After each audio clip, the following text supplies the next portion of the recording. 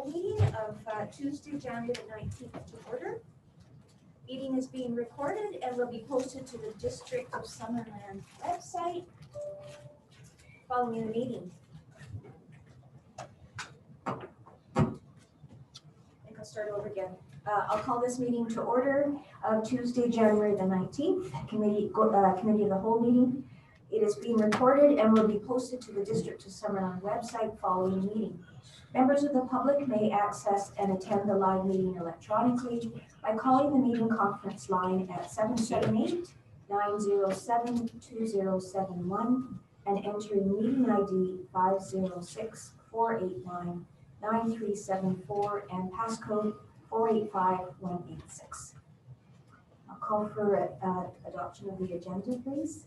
Councillor Van Elfen and Councillor Holmes, all in favor? Carries unanimously. And new business, on to 3.1, grant in aid requests. Dave? Thank you, Madam Mayor.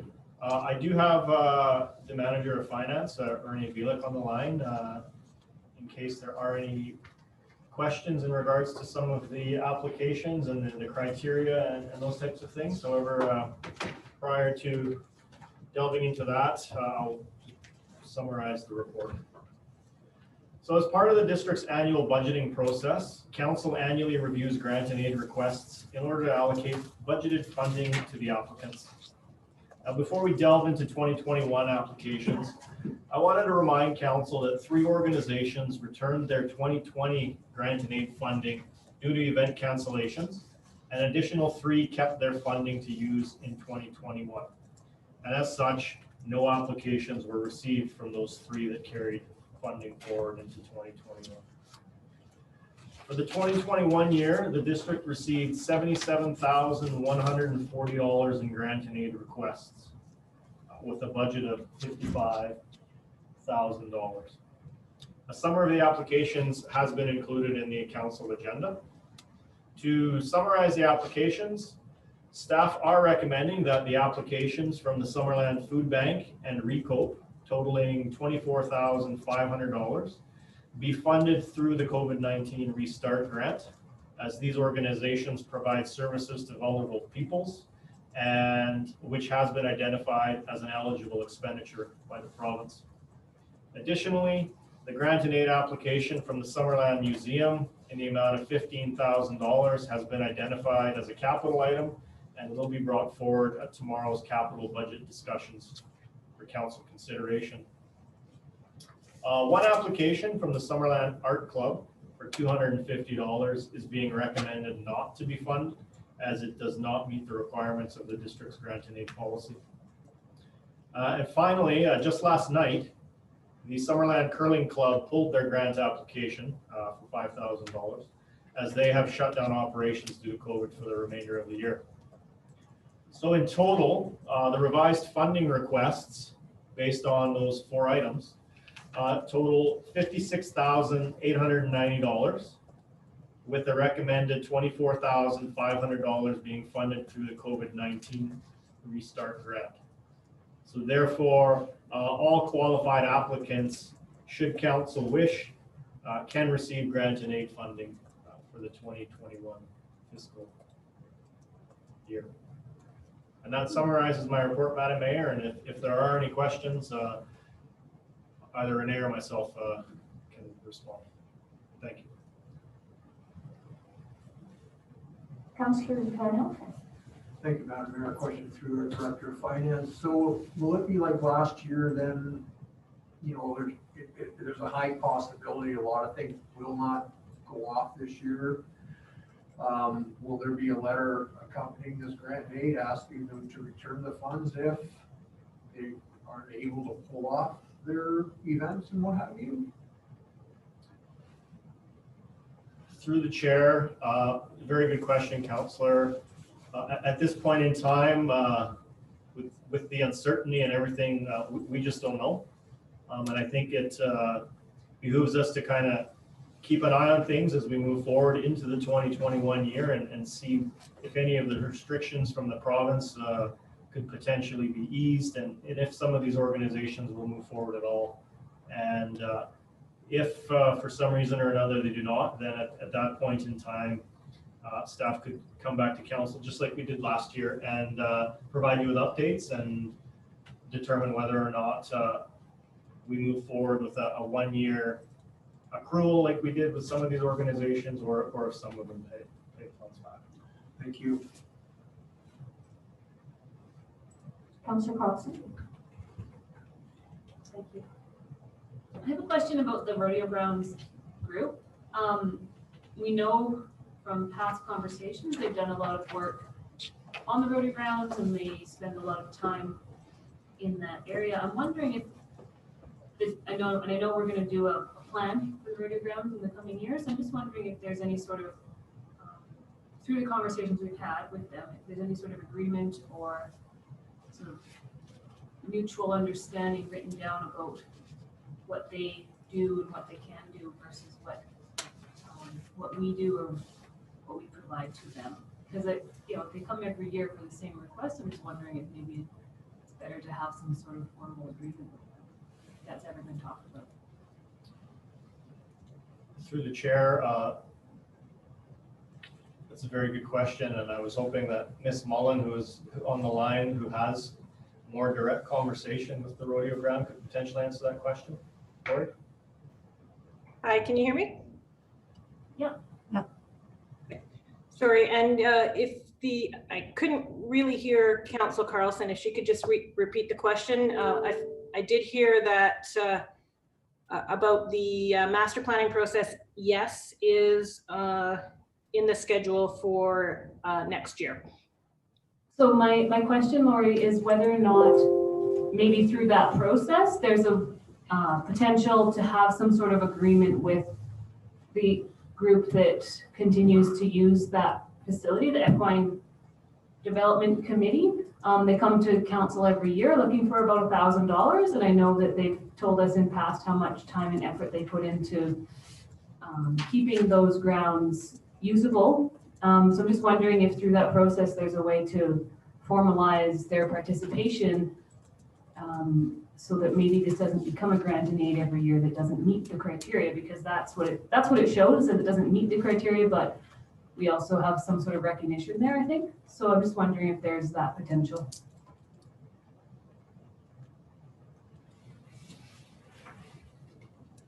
Yes, sorry, I was unmuting there.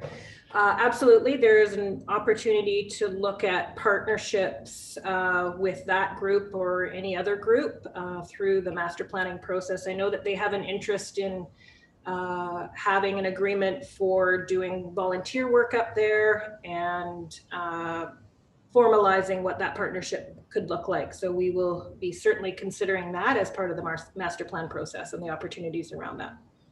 Thank you. Councillor Holmes. Yeah, thank you. So normally we would set a budget amount for grant aids, and then we try to whittle things down or whatever to get into that amount. Now this year, I guess you're basically saying we don't have to do that because of COVID funding that knocks off two big ones in a way. But really, there's still applications, and we're still just taking the money from a different pocket, so to speak.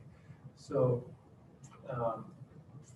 yeah, I guess if we look at that, how much we're spending, we're kind of over the 55,000 that we agreed to last year.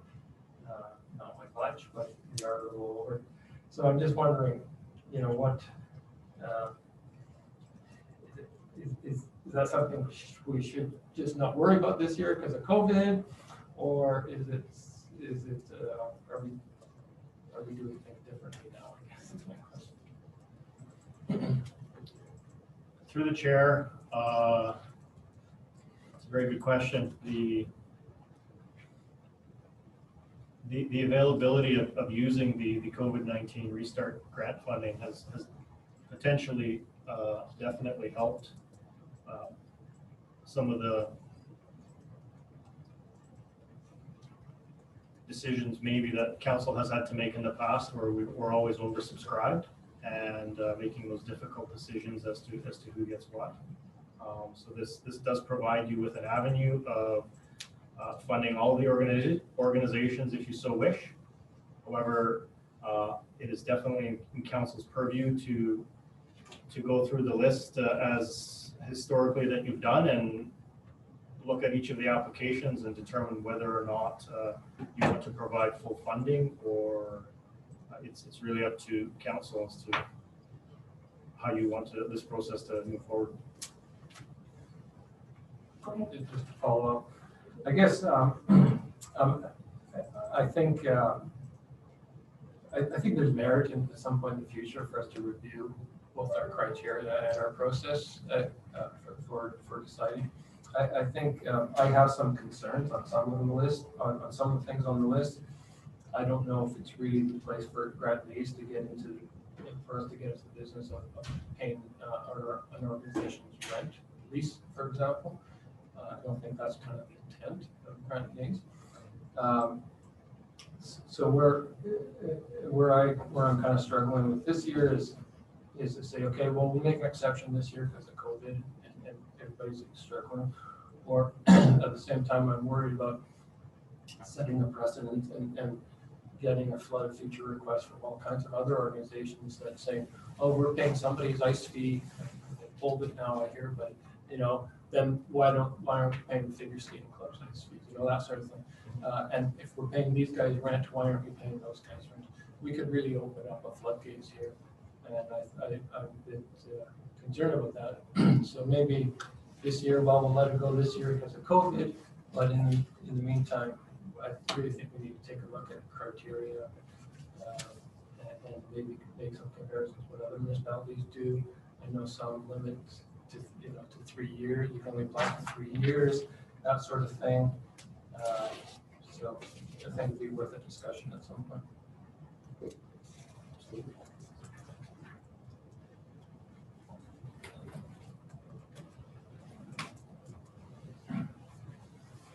Anyone else? Councillor Van Oppen? Just a quick question through our Director of Finance. So everyone that's applied for grant aid this year, did all of them pull off their events last year? Do we know that? I'm just wondering. So they're back this year asking for money. I don't know, did they use their grant aid last year? That's my only question. I'm not disagreeing with your thought, your funding model, but I'm just curious. Thank you through the chair. I'll take a quick stab at it, and then I'll pass it over to Renee, who's got probably a much better answer than I ever would. The one that jumps out at me is the Summerland Fall Fair Society. So they did apply last year. However, they did return the funding and they have applied. So based on that, I would make the assumption that their event did not go forward. However, Renee, can you speak to any of the other organizations? Yes, definitely. You can see on page 1 of your council report, and Dave highlighted it in the initial part of the presentation, that there was 3 organizations that returned their funds from last year. So that was the Summerland Fall Fair in the amount of $7,000 because it did not go forward. A minor hockey group because they weren't able to attend a tournament that they had planned to go to. And then 452 was a portion of the money that was approved for the royalty committee because they had plans in place. They did use some of the funds, but they returned what they had left over when they weren't able to go ahead with the pageant. And then there's 3,200 just below that on your report, made up of 3 organizations that weren't able to have their events. And they have agreed to retain that money on hand. And you won't see any applications from those 3 organizations in the current report. So they have agreed not to apply in 2021 because they retained their funds on hand.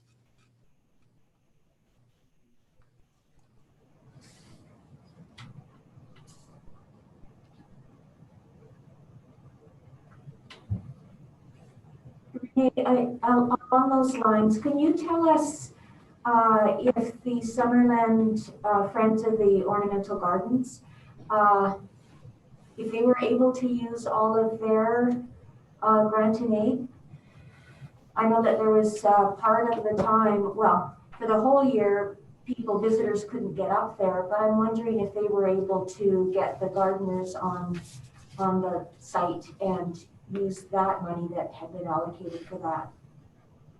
Yes, based on their application, they indicated that they did use the full approved funds from last year. They did, of course, see a significant decrease in their fundraising from visitors that would come into the gardens because of COVID. But they were able to bring the gardeners in and keep things up. So they're looking for the same type of thing, hopefully without the restrictions for 2021. So they're wanting to bring in their 2 gardeners and use the rest of the funds for maintenance of the property. Do you know if they were able to upgrade the irrigation? That's part of their application for this year as well. Oh, yes. They've indicated. Yes, I'm reading that wrong. Yes, thank you. Okay. Councillor Trainer? Hi, as the liaison to the Friends of the Gardens, I've had one conversation with Bonnie Fulton, who's the chair this year.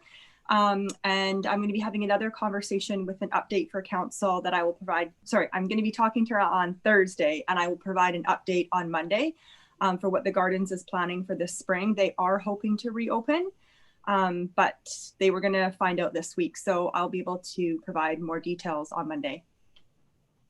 But I know that they would appreciate their grant. That's what they said. Thank you, Councillor Trainer. Councillor Barkle? Yes. If we disregard the source of the funds and just look at the total, my understanding, and correct me if I didn't catch everything, that the 15,000 from the museum's capital, so that's off. The 5,000 for the curlers is off, and the 250 for the art club, was that off too? Yeah. So now really our total requests are 56,890. Our budget amount is 55,000. We can easily go through there and do like we always do and come up with grants that total 55,000. Chip away a couple to need to get her down to 1,000, take off $1,890 somewhere and all's good. And how's that grab you?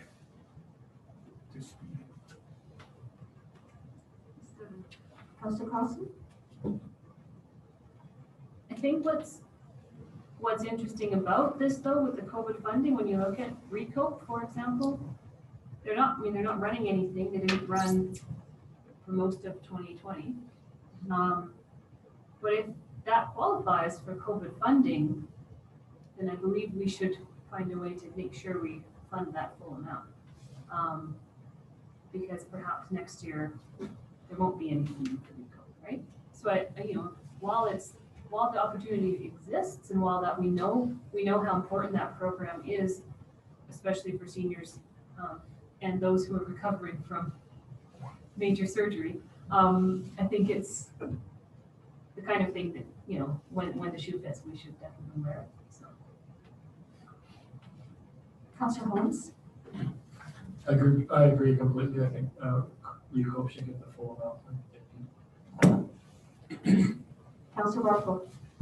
So I think the basic question is, are we going to increase our budget because of the COVID funding? And if that's the case, we only need to increase it by $1,890 and everybody's funded. So Yeah, I think that's what you were saying. yeah. So which is it? I think I would be okay with that. Yeah. Given that last year our budget was actually a lot less, right? Because with the fall fair, they gave that money back, so they didn't spend that 7,000. Correct.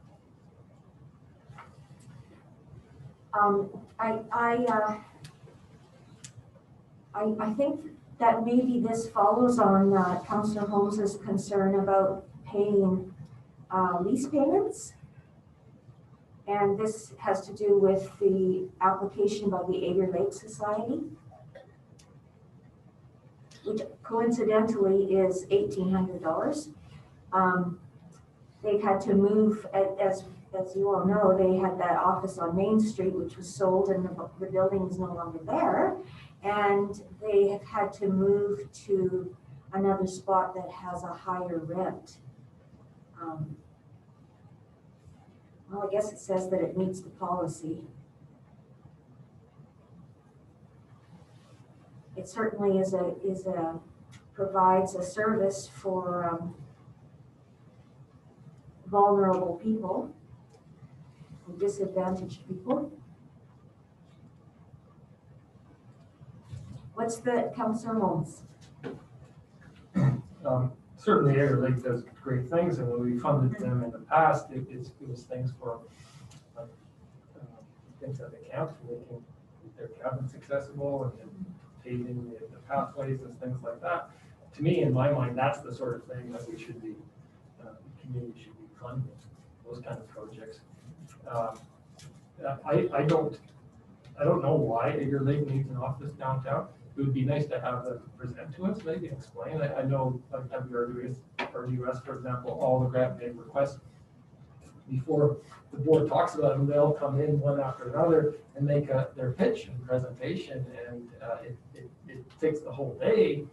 But for transparency and accountability, I think it's a valid process, and I would certainly like to hear from them. I'd like to see why they need that. And can they share that space with other nonprofit groups who can chip in on the rent? And because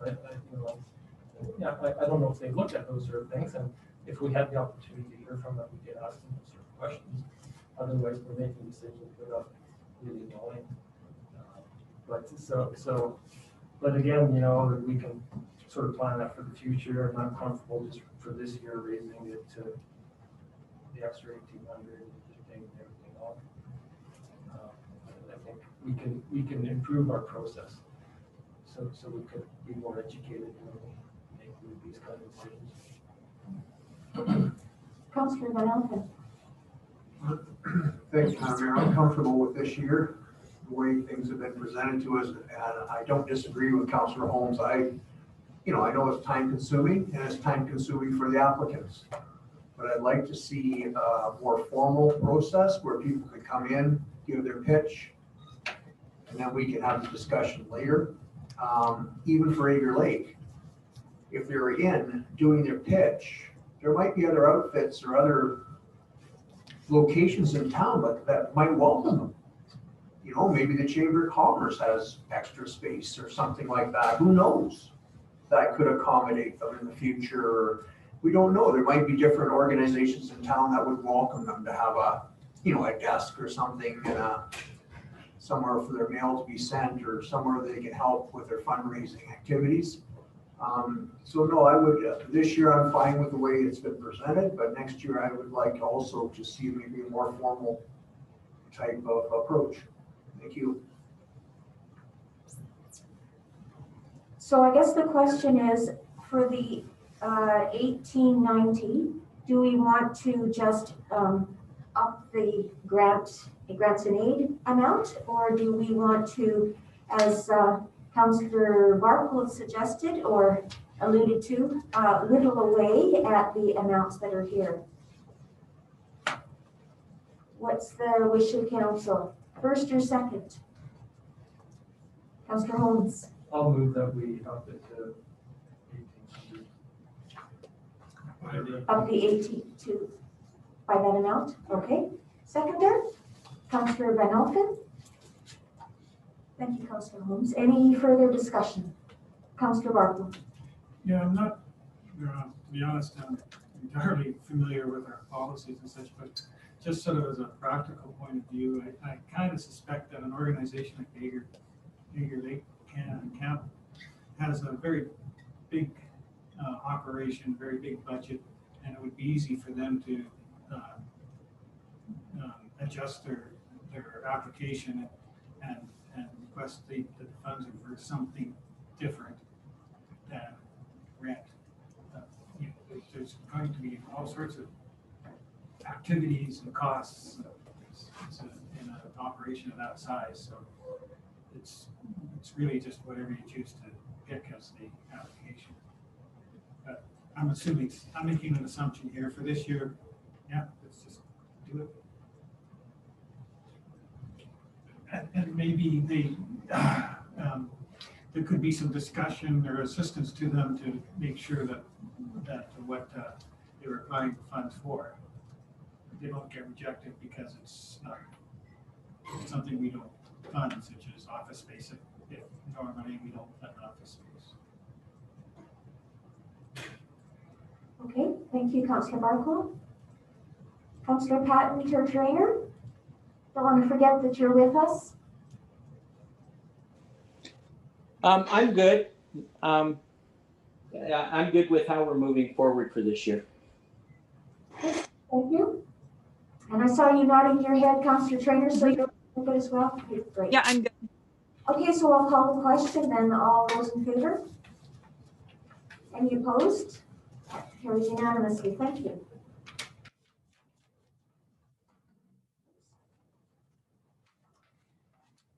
So item 3.2 on our agenda today is the debt financing presentation.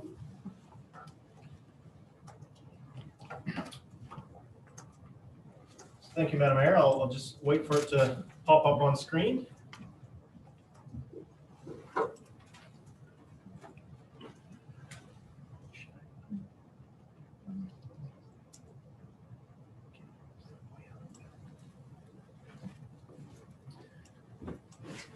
So while Karen is getting our IT up to snuff here, Madam Mayor, Council will recall that I was supposed to get back to you in regards to the question about the business license fees and whether or not we could use the COVID-19 Restart grant funding or not. So I did get a response back from the ministry yesterday, and from their perspective, the business license fees would not qualify as an eligible cost.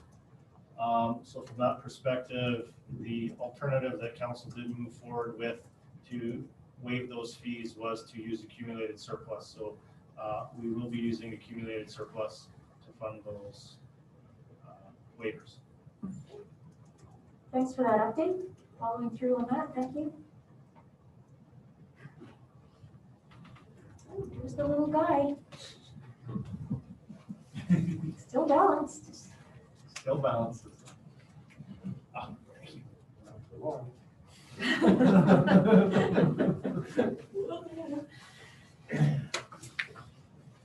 So when we look at debt, Madam Mayor, the clicky doesn't work.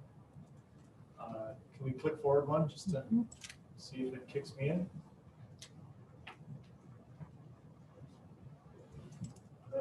There it's coming. That's me. That was Karen. Oh, that was you. Yeah. All right, well, Vanna, I think you may have to be the button presser. Okay. So debt, as we went through last year, it is not a bad four-letter word. It is a valuable financing tool, and when used properly, can definitely help move infrastructure projects forward. The premise behind today's presentation is to provide council with a better understanding of how we can leverage debt through our capital budgeting process, and to make it a more meaningful conversation. I've tried to incorporate actual capital projects within our financial plan or our future financial plan, just to kind of show what the dollar figures and the amounts are that we're looking at. So hopefully this will be good. Next slide, please. So when we talk about municipal debt, it includes, of course, short-term borrowing, which is anything 5 years and less. And that's key because when we borrow on a short-term basis, assent of the electorate is not required. Anything over 5 years requires either a referendum or an alternative approval process. It includes leases and, of course, long-term borrowing. And generally, Municipalities borrow through the Municipal Finance Authority on terms anywhere from 5 to 30 years. Next slide. So when we look at Summerland and our current debt holdings, we currently, at the end of December 2020, the district has outstanding debt of just over $13.38 million. The general fund has $3.28 million. The water fund's just shy of 7, and the sewer utility 3.18. The column right beside that is the actual required annual debt. So that's the actual amount of funds that we're required to pay, both principal and interest, on an annual basis. And that just comes in just shy of $2 million. Excuse me, Dave. Yes. Councillor Buckle? Yes. Oh, sorry. So do you have a breakdown I can look at on capital and interest portions of those payments? I do somewhere, not on me, Councillor. Well, I guess more interest then is just the term of that. Like how much longer in each of those? And we do have those. I know Renee is just currently working on putting all of those together for our year end, and I can definitely send those out to you. I don't have them available at this point in time. If that's okay. So can you go to the next slide, Karen, please?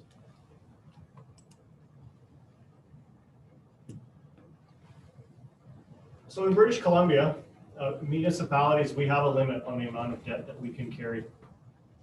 The limit is the total dollar amount required for debt payments, which is the principal and interest, so which is our debt servicing, cannot be more than 25% of a municipality's revenue. So the question then becomes, okay, well, how does that work? And on the next slide.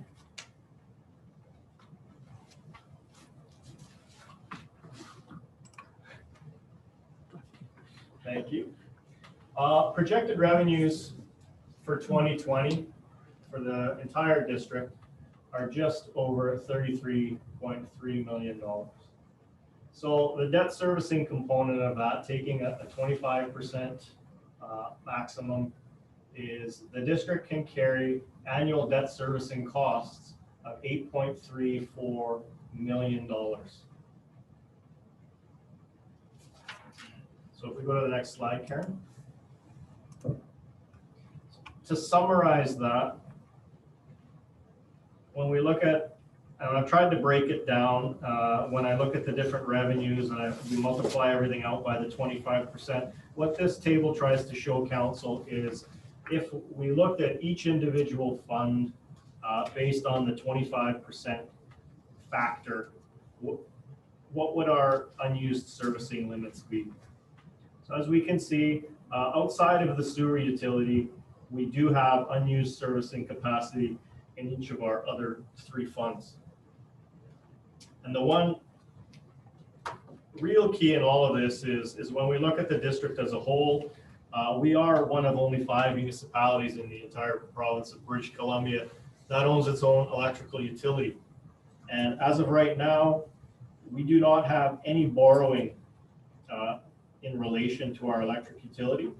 However, when we look at that number, $3.1 million of borrowing or annual debt servicing can be attributed to the electrical fund, which when we look as an organization as a whole, it's not linked to individual funds, it's linked to the entire organization. So it does provide the entire district of Summerland an increased capacity when it comes to borrowing funds. Councillor Carlson? So on that, would it be best practices to try and keep the debt to the fund, or does it really not matter? Thank you. And through the chair, that comes down to a philosophical conversation and what council feels comfortable with. when we have utilities, for instance, like the sewer utility, where our revenues are fairly small in relation to our overall budget. However, the capital expenses can be quite large, especially when we look at building a new sewer facility or those types of things. So trying then to keep things in line or in each little group can become quite difficult. I have seen some organizations that try to do that.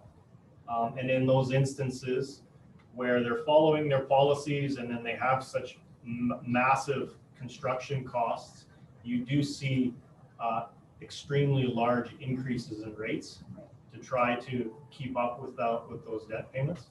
So it comes down to a philosophical conversation and what council feels comfortable with. Councillor Holmes?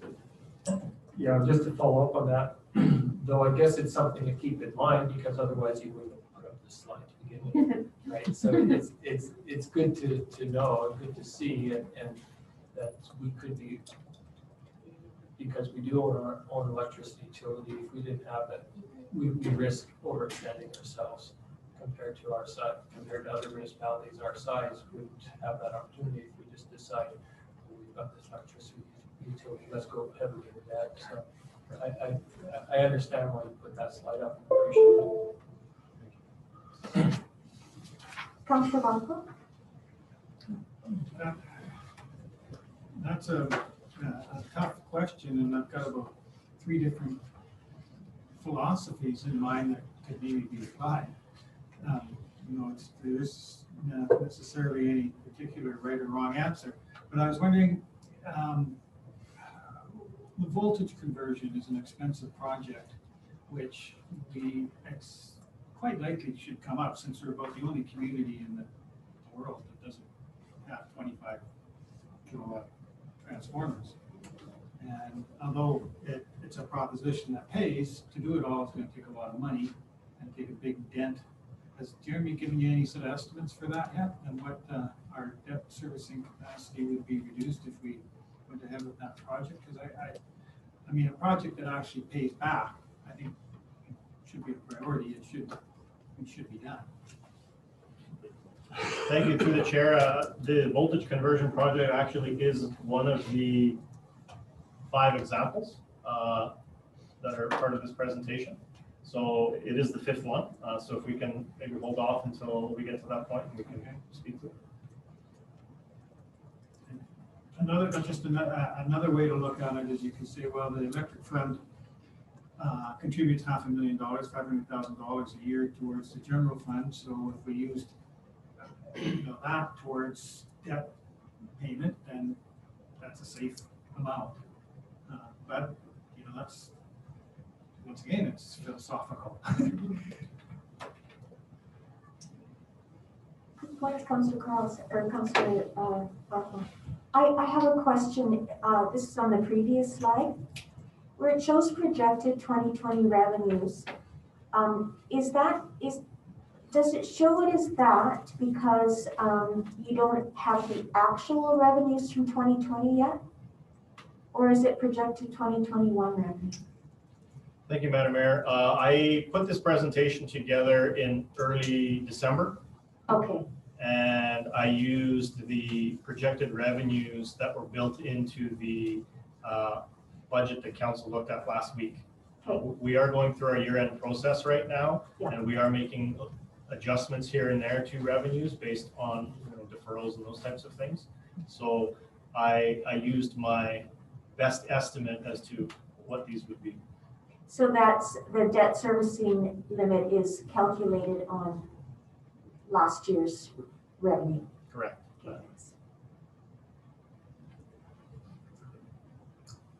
Okay, Councillor Trainer or Councillor Patton, if you have a question, could you just let us know verbally, because it's very hard to see you when you're minimized like that. Thank you. So taking all of that, all of the numbers and the different tables into account, so what does this all then mean to the district? So what I've tried to do is provide council with some real life examples and associated costs for the recreation center, a health and wellness center, doing Giants Head Road, Eisentalk Dam, and as Councillor Markwell alluded to, the voltage conversion project. So looking at the recreational facility, or recreation center, sorry, based on the information that has been provided up to date, the estimated cost to build a new recreation center is $30 million. Dave,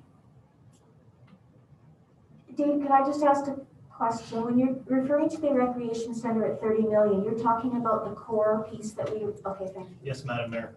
Yeah, none of the additional, the health side of things or a tennis bubble or any of it. This is the core, the core. So looking at a borrowing over either 25 years or 30 years at an interest rate of 2.25% right now, the district's annual debt servicing over 25 years would be just over $1.6 million. And looking at over a 30-year period, it would equate to just over $1.4 million. And when we look at this project, what I've done is I've estimated that the borrowing would be around 2024 or 2025, depending on how the project moves forward. So therefore, an interest rate of 2.25% was used, as the current 20-year lending rate right now is currently 2.2%. So that's how I came up with the 2.25%. Councillor Barco? Can we lock in a rate for more than 20 years, or is it visited every 5 years, or what is the, how's it work? Through the chair, MFA allows us to lock in for a 10-year period. And then after that, every 5 years is refinanced. So up to a max of 10, and then every 5 after that.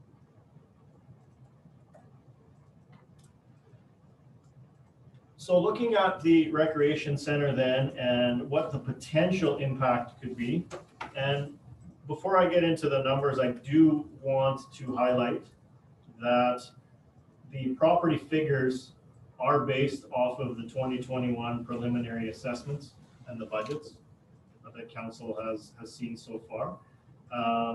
And of course, as we move forward, these numbers could change and vary, which of course would then affect the numbers. So these are for, what's the word I'm looking for? Illustrative, thank you, Madam Mayor. Illustrative purposes. And as accurate as can be based on the information as of today's date. So when we look at the recreation center, the district currently has just over 5,600 parcels that are not attributed to district-owned parcels, so third-party parcels. So looking at that annual debt servicing of 1.6 or 1.4 million, depending on a 25 or a 30 year, dividing that out over those parcels, it would equate to $289.32 parcel tax over a 25-year period, or a $254.43 parcel tax over a 30-year period. Looking then from a property tax perspective, currently the estimated average assessed property right now in Summerland is $591,790. Taking that into account from the property tax perspective, then a 25-year increase for property taxes would equate to just under an 18% tax rate increase required, which would be an increase to that average property of $287.84. And for a 30-year borrowing, 15.74% tax rate increase at an increase of $253.13. Councillor Holmes has a question. Yeah, thank you. I presume later on we'll talk about the benefits of parcel tax and or property tax and the difference between the two is that a correct presumption? I was Yeah. just going to speak to that. Oh, okay. Also on that, also, there are different ways to calculate a parcel tax as well, isn't that correct?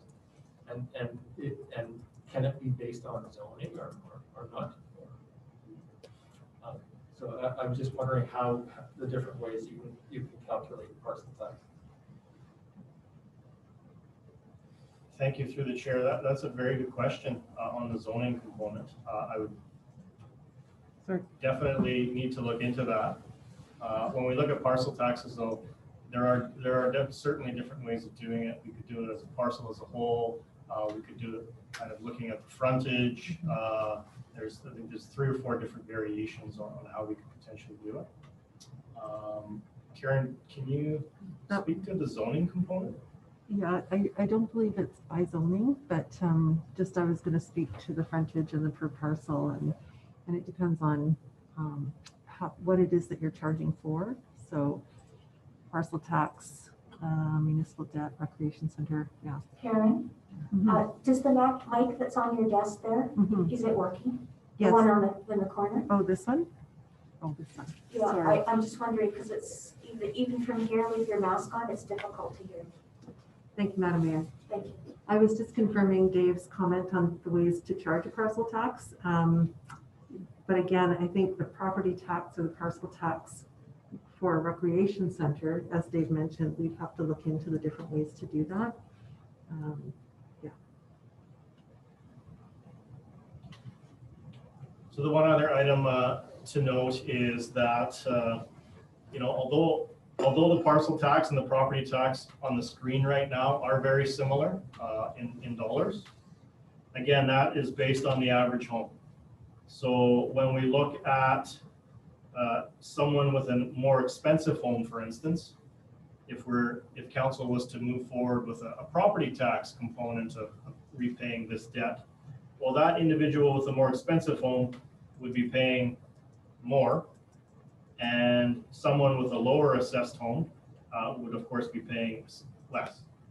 So that's the one key difference when looking at parcel taxes based on property taxes. Property taxes will vary depending on the assessed value of a property, whereas a parcel tax, the number that is there is the tax. It's attributed to each individual parcel, and there is no variation based on value. Councillor Carlson. So if a parcel is subdivided, do both parcels pay the same tax, or does that parcel tax get divided as well?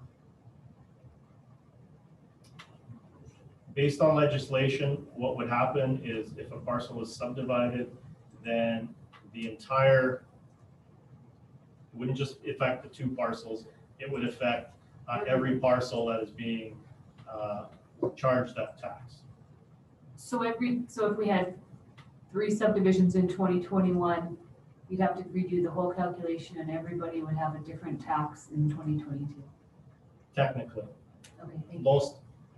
With that being said, a lot of the parcel tax bylaws that are written do not take that subdivision component into effect, because it really doesn't change the amount a whole lot. I guess it would depend on the size of the subdivision. So most parcel taxes would basically just charge the subdivided property that a new parcel tax. Councillor Holmes. So actually, I've got my tax bill in today to reference. So on our tax bill right now, we're paying parcel taxes on the roundabouts, on the RCMP building, sanitary and water. Is that correct? Because they're separated out on your tax bill. So I presume those are parcel taxes as opposed to refinanced through taxation. So through the chair, the 2 utilities are parcel taxes. So the water parcel tax and the sewer parcel tax, those are parcel taxes. The RCMP and the roundabouts, the Prairie Valley, those are based on the taxation model. Okay, but they're separated. They are separated just to show that they are being calculated for those two individual items. Okay, then following on from Councillor Carlson's question, so if the water and the sewer are parcel taxes, all the subdivisions we've had since those things have been put in place, are they recalculated every year?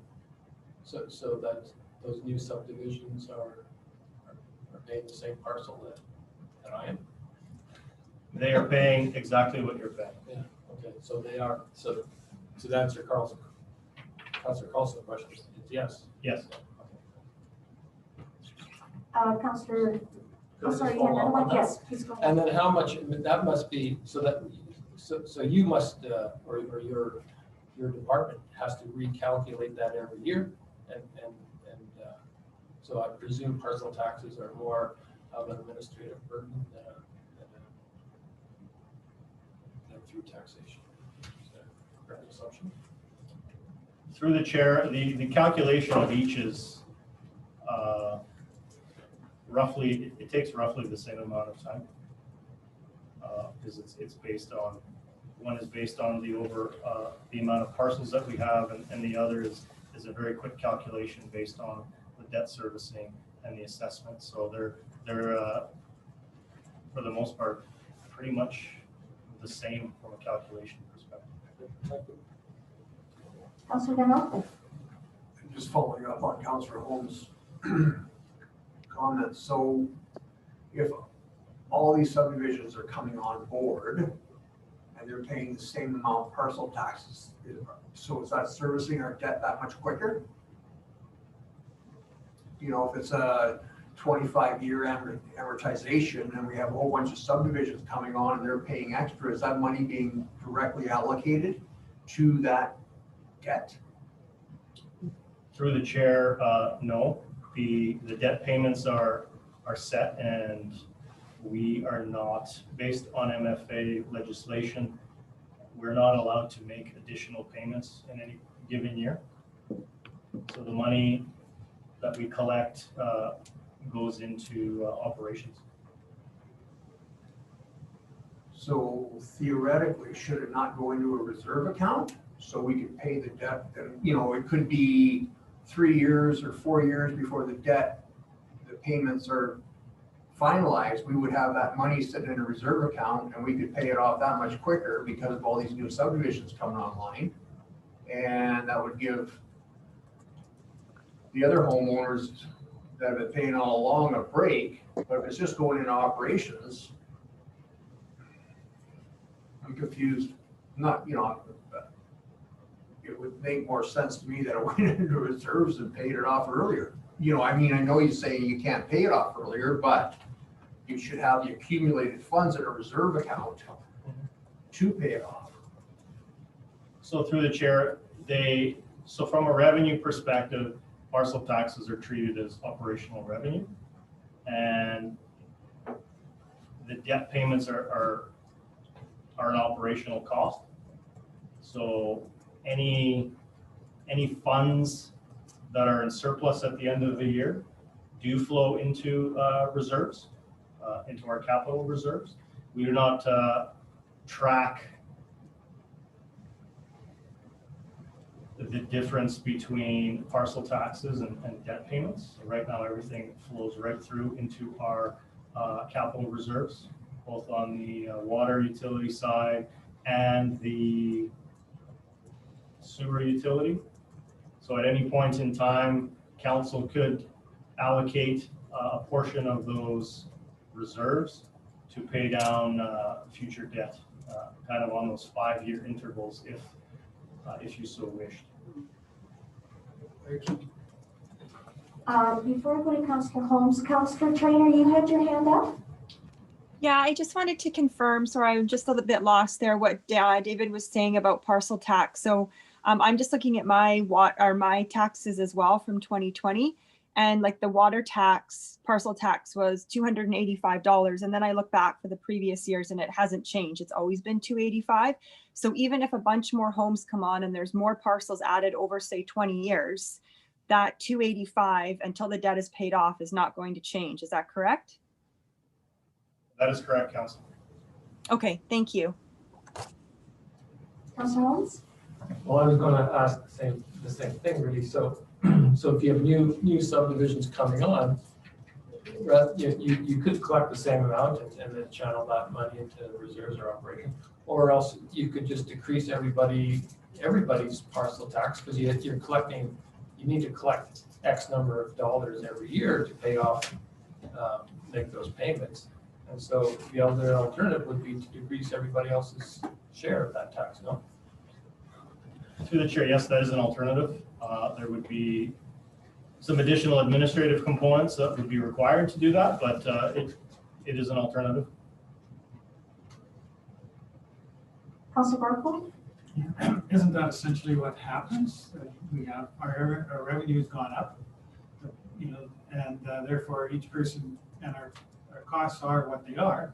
So each person has to pay, a little bit less because there's now additional sources of both through regular operational assessment and the parcel tax. So it just goes in a big pool and it helps keep everybody's costs down. Isn't it fair to say it, put it that way? Through the chair, yes. I guess when we look at operational expenditures, they are offset, specifically in the utilities, they are offset through either utility rates or parcel taxes. So if the parcel tax was to go down for each individual parcel, then the offset would need to be in increased user fees to balance itself off from a revenue perspective,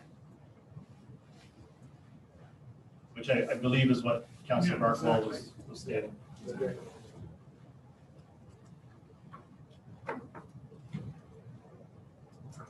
Okay, please carry on. Perfect.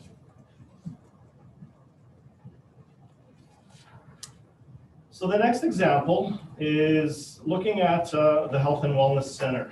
And again, these amounts, the $59.6 million is based off of the last report that was received from our consultants. And I can't remember when that was, sometime in December. November. 30th? Yeah. I don't remember. I seem to remember that. So this is the core plus each of them, of the peripheral pieces? Correct, Madam Mayor. Okay. Yes. This is the full build as presented at that council meeting. So the total cost will be approximately $59.6 million. And again, we've looked at a 25 or a 30-year amortization just due to the nature and the amount that's being borrowed at a 2.25% interest rate. So again, annual debt service payments on a 25-year would equate to $3.26 million, and over a 30-year period, $2.87 million. When we look at two potential ways of funding that from a parcel tax perspective, again, based on the 5,675 parcels that are currently on the district's roll, a 25-year payment of $574.78, and a 30-year payment of $505.47. Looking then from a property tax perspective, again, when we look at the average assessed property currently at just shy of $592,000, payments over 25 years would equate to approximately 35.55% tax rate increase, which then equates to $571.84 increase. And over a 30-year period, a tax increase of 31.26%, which equates to the 502.88.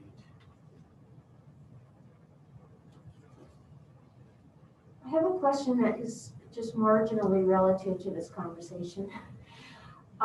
When you purchase, if you're someone that's coming into Summerland, you're looking at a house, purchasing a house, at least the listings, to my recollection, show estimated or approximate or last year's, say, property taxes. Does that number include the parcel tax, or is that kind of a hidden cost?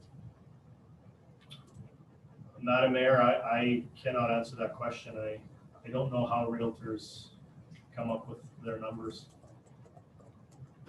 There must be some kind of regulation. I don't know, Madam Mayor. I can't answer that. Sorry. That's okay.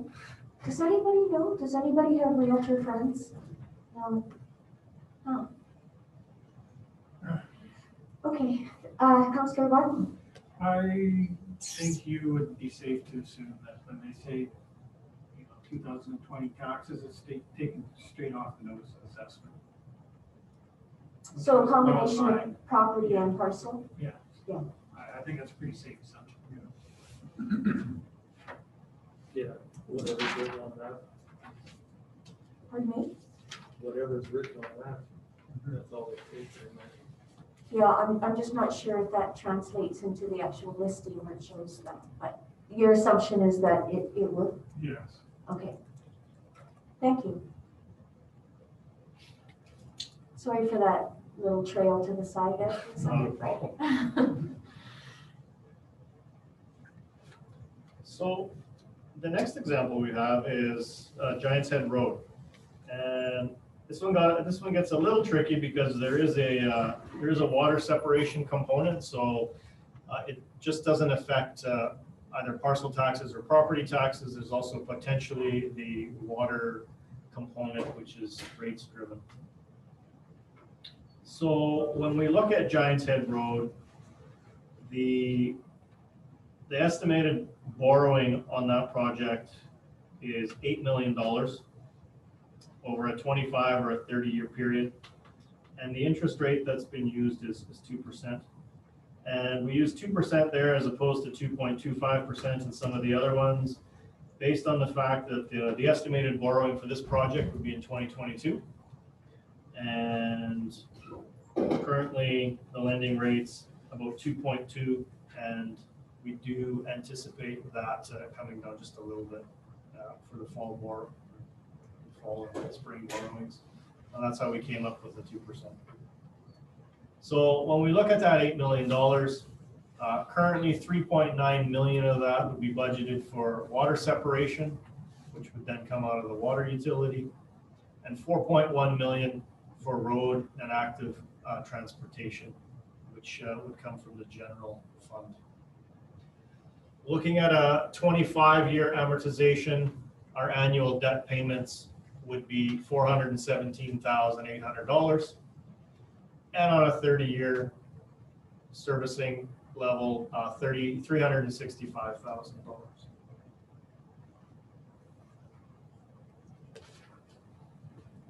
So from the parcel tax perspective, we'd be looking at approximately $73.63 over a 25-year period, and $64.32 over a 30-year period. When we look at it from the other components, so property taxes, as mentioned, we need to take into account user fee increases for that water component. So from a property tax over 25 years, it would require a 2.33% tax rate increase, which equates to $37.54. And on the water side, a 5.14% water rate increase, which would result in $40.61. So a total of $78.15. And for 30 years, 2%, 2.04 tax rate increase for $32.80 annually, and 4.49% water utility increase for $35.47. So a total there of $68.27.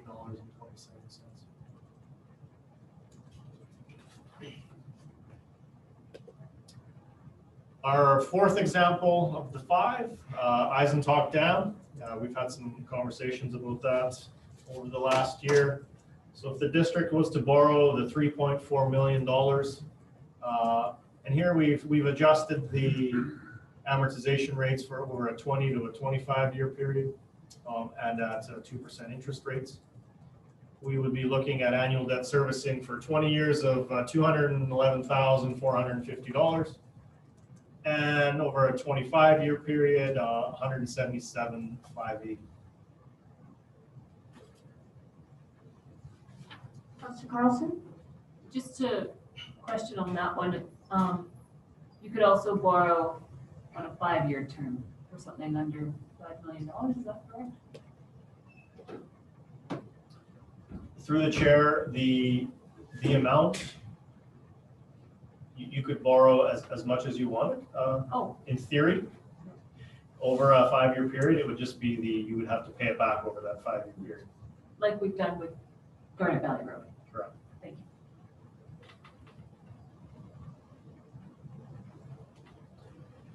So then looking at the attributes then for Eisentalk, from a parcel tax perspective, 20 years equates to approximately $37.26. And on a 25-year amortization, it would be $31.29.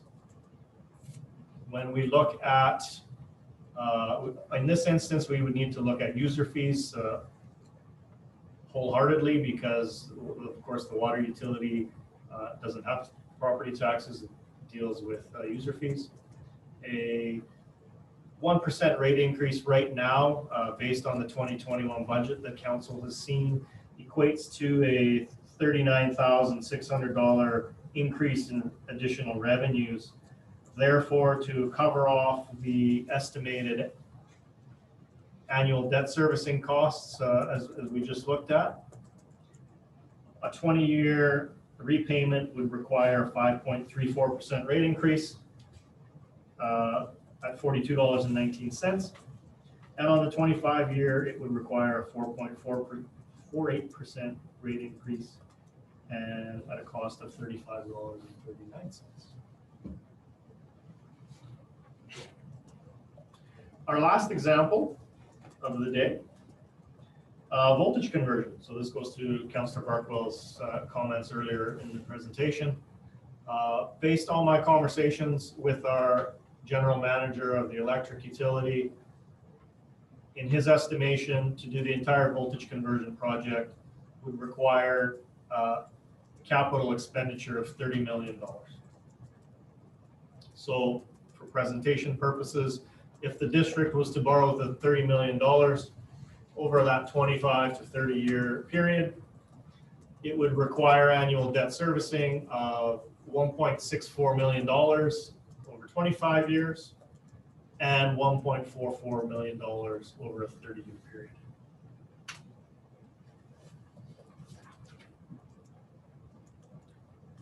Looking at that and how it could potentially impact residents. Parcel taxes, the 25-year parcel tax roughly works out to $289.32. And over a 30-year period, $254.43. When we look at the average home or the typical residence and the types of fees that would generate, currently a 1% rate increase equates to about $118,000 in revenues based on the 2021 budget that council has seen. So taking that into account, 25-year payback would require a 13.91% rate increase, which would cost approximately $209.83. And over a 30-year period, 12.24% increase and $184.60. Councillor Barkwell, and then Councillor Carlson. Maybe I've got the same question Councillor Carlson has. So this one is a little more complicated in that presumably there's a savings for the voltage conversion, which has the initiative for other communities to make the change. And also every year we replace a certain percentage of our transformers anyway, so that cost would be down for the next 30 years. Has Jeremy given you any further information, what the savings would be and to offset this expense? Through the chair, at this point in time, I have not received that information. Mr. Storvald has let me know that it is part of the energy strategy that is going to be brought forward to council at some point during 2021. However, the particulars and the cost savings and those types of figures I don't have those at this point in time. So what you have in front of you, or the example in front of you right now, solely takes into account just the construction and none of the potential cost savings attributed to that. Which of course, if council was ever to go down this road, those of course would all be taken into account well in advance of bringing anything forward. Councillor Carlson, okay.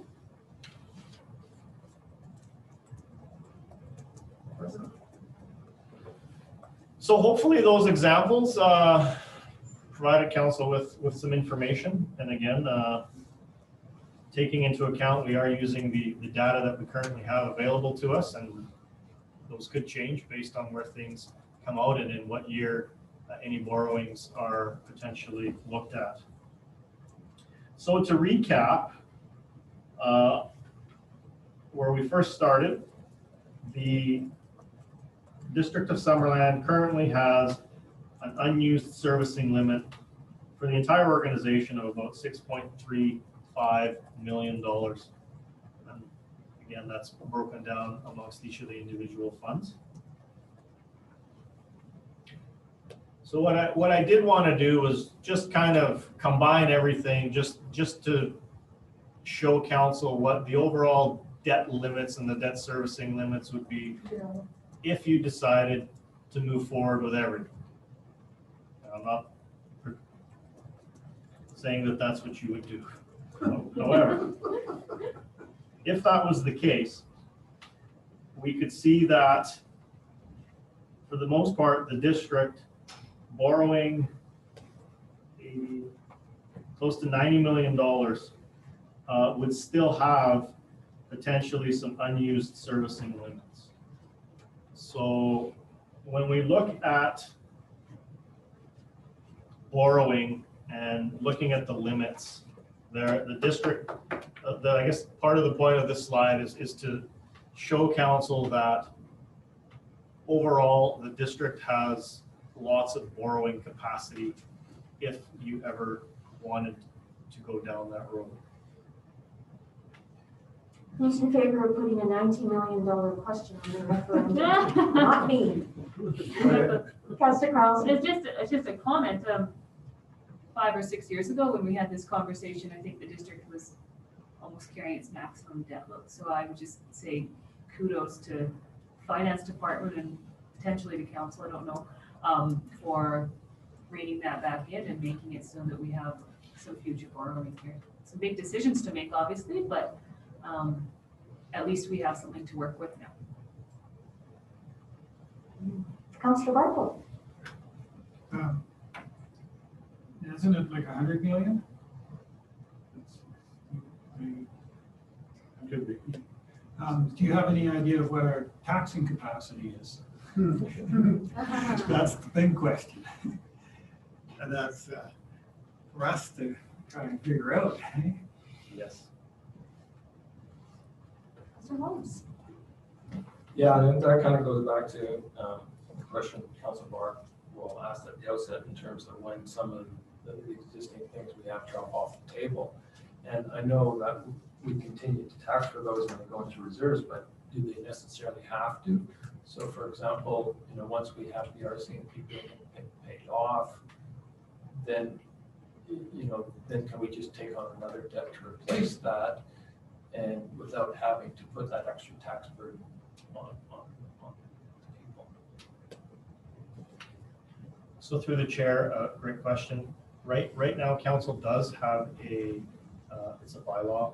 When council created the asset management reserve, it was created by bylaw, and it specifically states in the bylaw that any debt servicing costs that have fallen off the table are continued to be charged and put into that reserve. So to move away from that, absolutely council could do that. It would just require an amendment to the bylaw to change that component of it.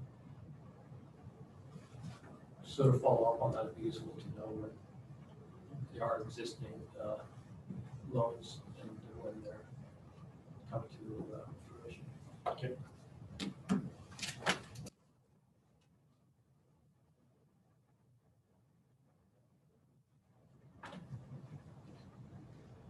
Councillor Van Elfen. Thank you, Madam Mayor. So question through to our Director of Finance. So let's say in 2 years' time, we went out to a referendum on the Health and Wellness Center. Is that question asked at the time when we, what the public would prefer, taxation and or parcel tax? Do we give them an opportunity to, give us their opinion on that?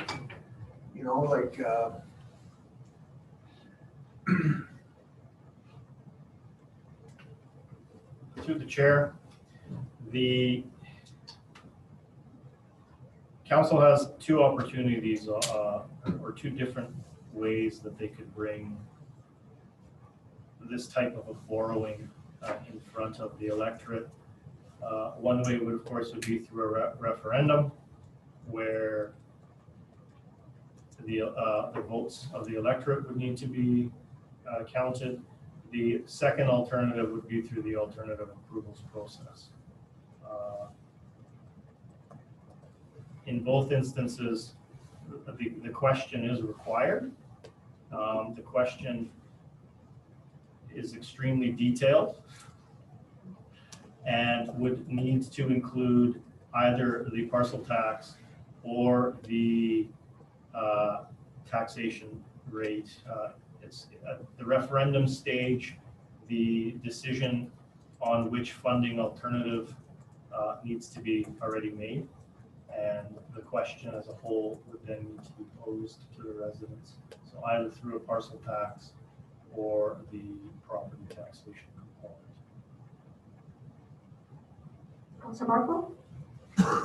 Perhaps we'll have further discussion on this if we get down the road, but I thought about this a little bit, and really my view is that we have a sort of a principle of ability to pay for property taxes now. It's not perfect in that, the more expensive your property is, the more tax you pay on it, and the more you contribute towards the services that the district provides. And I can't see any compelling reason why we would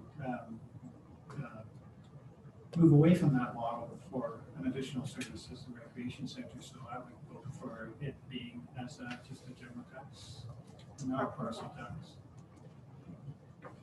It's not, and I recognize that, it's not perfect in that there could be people who have small incomes and valuable properties and such, but it's fairer than everybody paying exactly the same.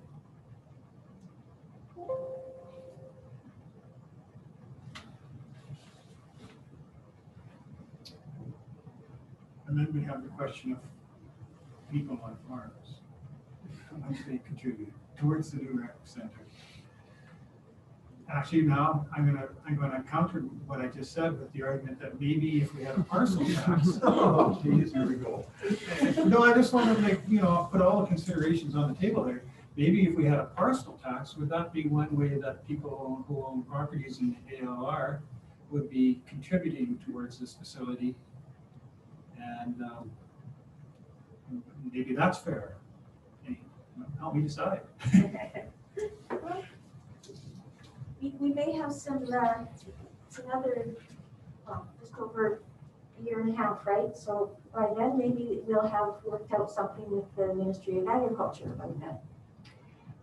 Councillor, no, you're good? I'll leave it. Thank you. Okay. Dave, you had something else to add?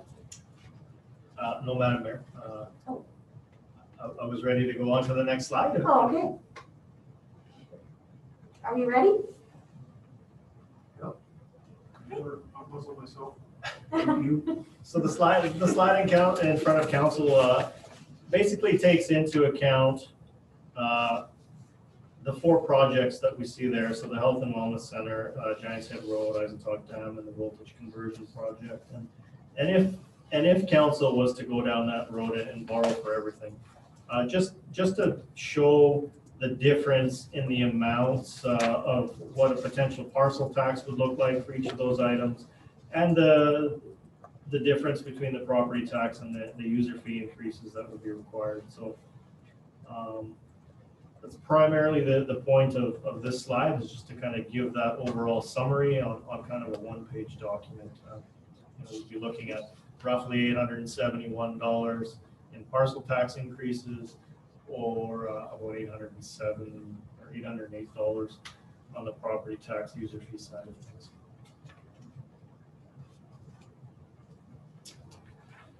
And I apologize for this slide being sideways, but having it the other way was extremely tiny and couldn't really see anything. So what this is just to provide council with the overall process of what the district needs to do when we go through a loan authorization process. It's extremely time consuming, and there are a lot of steps that are required, and a lot of them are very specific in dates and those types of things, and quashing periods, and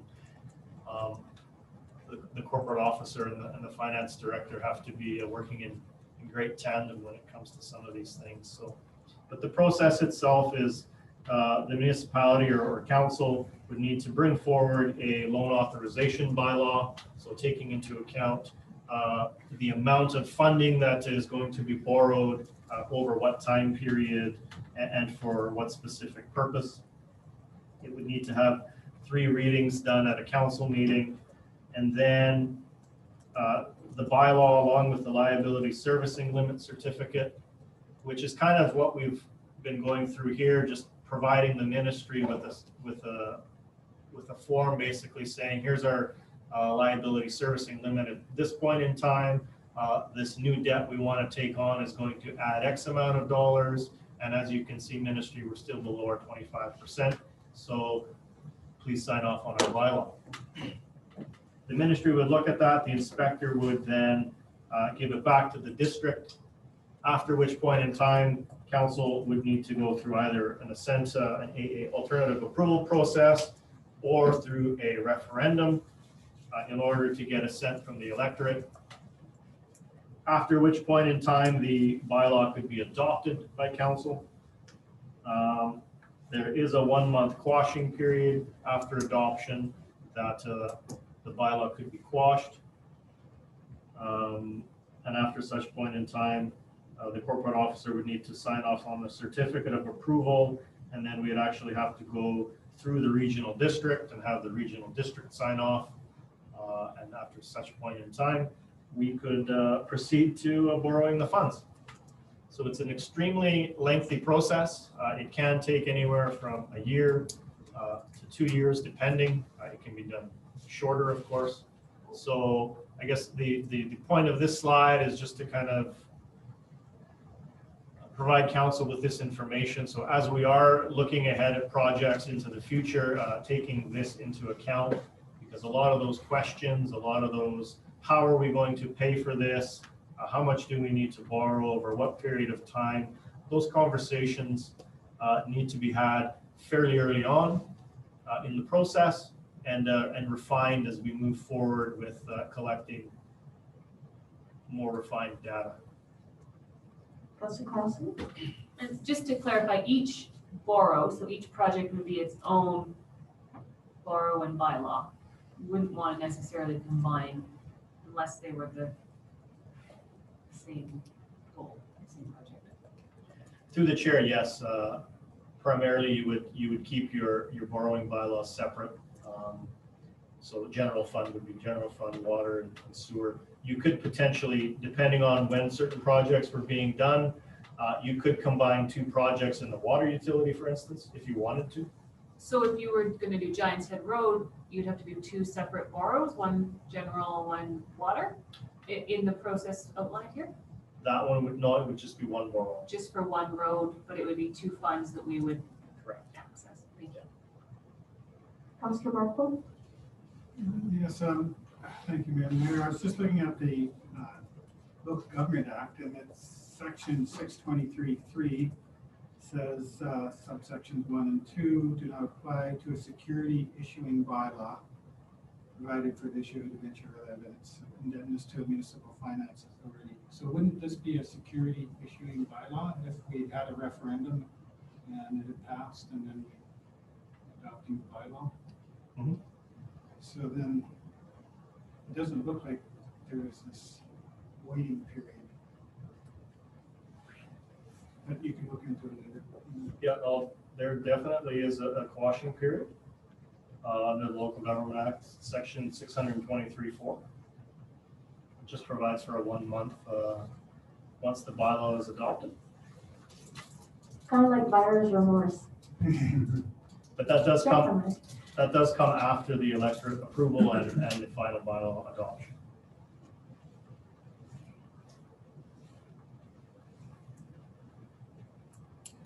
So that would be a decision by council then? Council has a month? The quashing period, Madam Mayor? Yeah. Because if it's after the approval of the bylaw? The quashing period is more for the bylaw being challenged by an outside third party. It provides them that 1 month period in order to ensure that the district followed all procedures and those types of things. So it's not specific for council to re-examine whether the merits of whether or not you want to move forward with the bylaw you've just adopted. Primarily more for the public and their ability to quash it. Councilor Marco? No, I mean, maybe we can talk about it later. Okay. Any other questions on the debt presentation? Councilor Holmes? I'd like to bring something up. I don't know if this is the time, but we could maybe set a time to talk about it some other time if this isn't the time. But I'd like us to have a discussion about separating out the primary care unit from the whole Renton Health Center project. Because, and this was related to debt here, I think this is such an important project for this community that if we had a separate project for primary care unit, I think we could use the AAP process. I think we could move it along really quickly and get it going. And I personally am concerned that if the Renton Health Center, if it's included in the Renton Health Center project, it becomes such a big project and it's not passed in a referendum, and we'd have to then think about, okay, what are we going to do next? So much time would have passed. Primary care will be in such a crisis state in this community as we're seeing it in other communities. And I just think this is something we really need to act on now. I don't think it can wait. And I think it would get through an AP process if we did it now as a separate project. Councillors Van Elfen and Barcole? Thank you, Councillor Holmes, for bringing that to the table today. I couldn't agree more. Like, I'm a strong supporter of the rec center, aquatic center, whatever you want to call it today. I think with the health and wellness portion of it, it muddies the waters.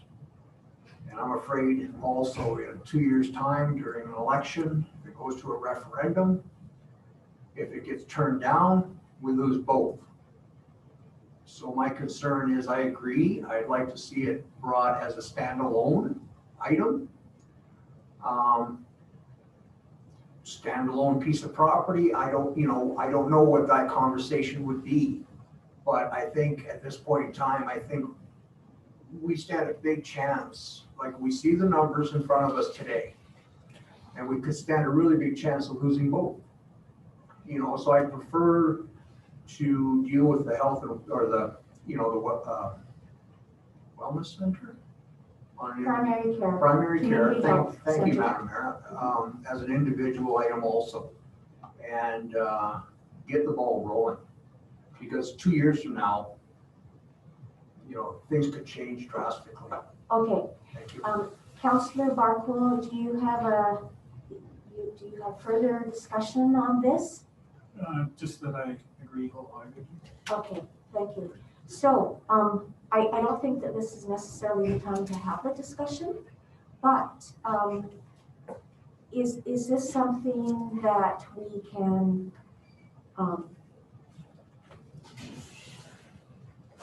are we actually done? Thank you, Madam Mayor. Yes, unless there's other questions related to the presentation. Really, the premise of the presentation was just to kind of give council a really high overview of what our debt capacity levels are and what potential impacts that may have on the residents. And that's pretty much it. Okay. Well, first of all, thank you for that presentation. And from my perspective, it's really helpful to have some real life examples of projects that we have been considering over the last couple of years. So that really adds some, I don't know, personality or depth to the debt presentation, because it can be a little, well, I know you don't feel this way, but sometimes it can be a little, less than fantastically interesting. So thank you for that, Dave. Graham? Thank you, Madam Mayor. In terms of the other question about timing of when would be appropriate to speak to the Rec and Health Center and options there too. Couple thoughts from my part. There is the discussion on capital tomorrow, so that could be an appropriate time to have some further discussion. Also Monday, I believe, Karen, is an update on the Rec and Health Center, a report there coming. So another opportunity there for council also. Great, so that's good to know that. Councillor Carlson. So if we were to look at our strategic plan, I know that the rebuilding our swimming pool and calling it a health and wellness center is quite near the top of that list. Just want to ensure that, by separating that out, keeping our plan, or if we're going to have to revisit the strategic, or are we going to revisit strategic priorities for 2021 and 22 now that we're moving through a budget process, just to make sure we're not deviating, or that if we are deviating, that we make sure it's a change that we all want to be making.